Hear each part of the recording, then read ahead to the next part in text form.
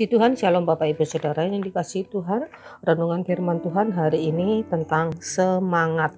Menurut Kamus Besar Bahasa Indonesia, ada beberapa arti atau definisi dari kata semangat. Semangat adalah kekuatan, kegembiraan, atau gairah batin. Ada kata batin di situ. Batin ini adalah sesuatu yang di dalam diri kita. Jadi semangat itu harus keluar dari dalam diri kita. Siapa yang bisa membuat kita bersemangat?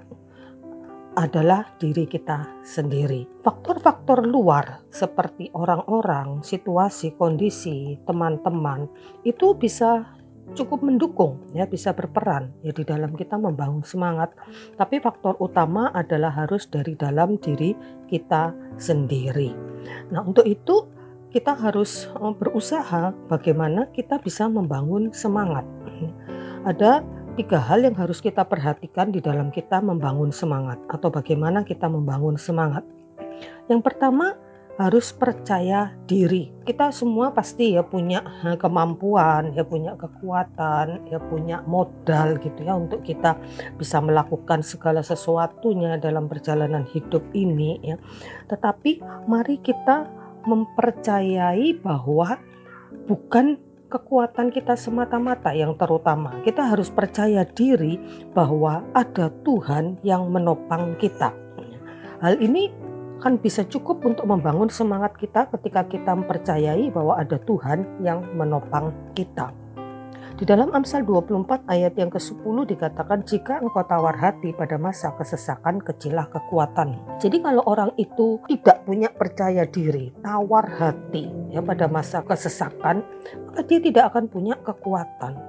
Karena itu bagaimana orang itu punya semangat, punya kekuatan, ya dia harus membangun rasa percaya dirinya. Tidak kecil hati, tidak tawar hati. Yang kedua, yang penting di dalam kita membangun semangat adalah kita harus mengarahkan fokus kita kepada tujuan.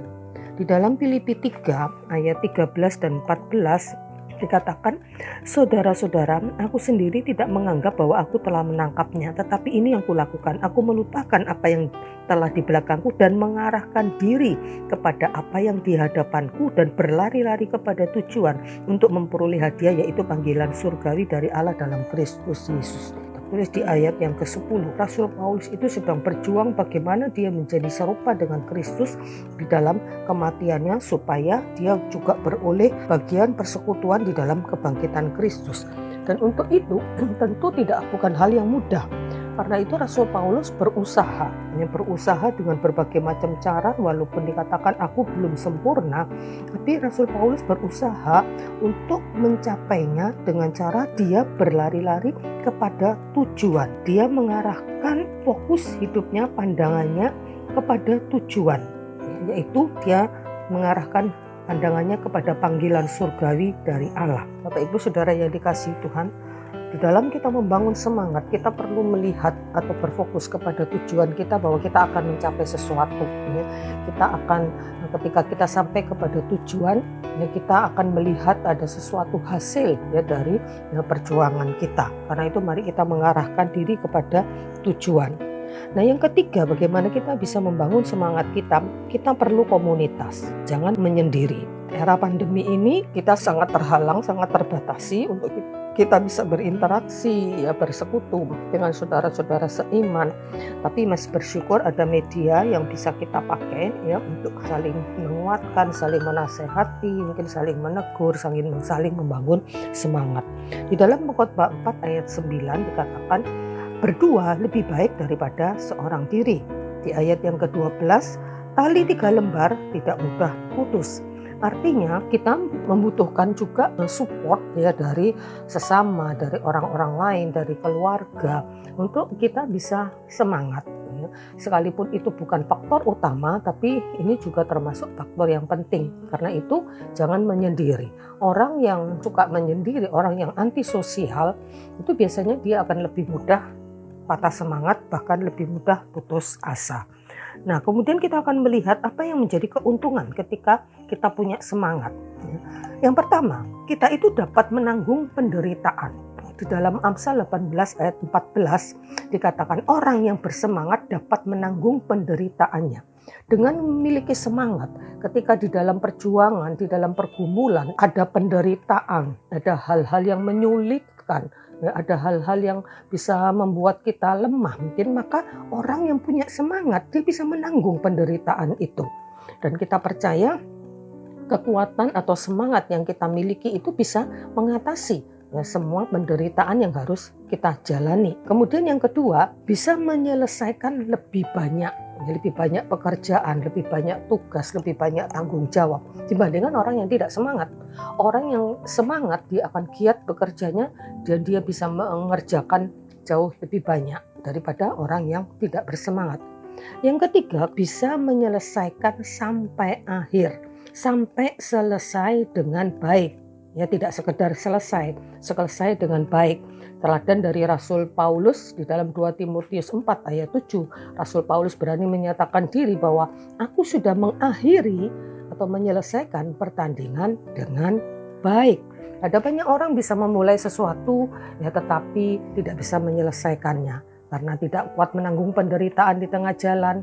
Karena itu mari Bapak Ibu kita membangun semangat kita, apapun ya beratnya pergumulan yang harus kita hadapi, tantangan yang harus kita hadapi, ya kita percaya Tuhan itu menyertai kita. Tuhan menopang, Tuhan memperhatikan setiap langkah-langkah hidup kita. Kalaupun kita jatuh, tidak akan dibiarkannya tergeletak.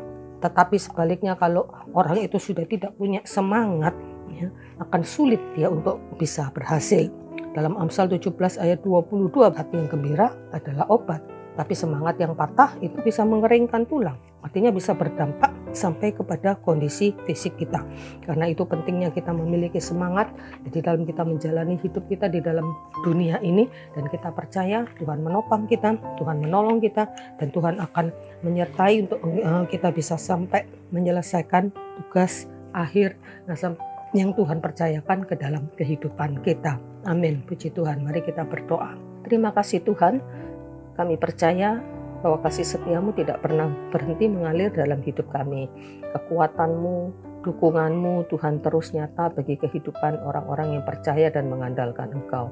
Kami butuh semangat ya Tuhan di dalam kami menjalani hari-hari hidup kami, di dalam kami mengerjakan pekerjaan, tugas, dan apa yang menjadi tanggung jawab kami. Di dalam kami mengiring Tuhan juga ada banyak hal yang harus kami hadapi, tapi kami percaya ketika kami bersemangat, maka kami akan sanggup menyelesaikan sampai kepada akhirnya. Roh Kudus, kuasai kehidupan kami sepenuhnya dan berikan kepada kami kemampuan ya, untuk kami memandang kepada tujuan dan terus bergerak maju sesuai dengan rencana dan kehendak Tuhan, dan kami akan menyelesaikannya dengan baik sampai kepada akhirnya. Terpujilah namamu Tuhan, dalam nama Yesus kami berdoa. Amin. Puji Tuhan.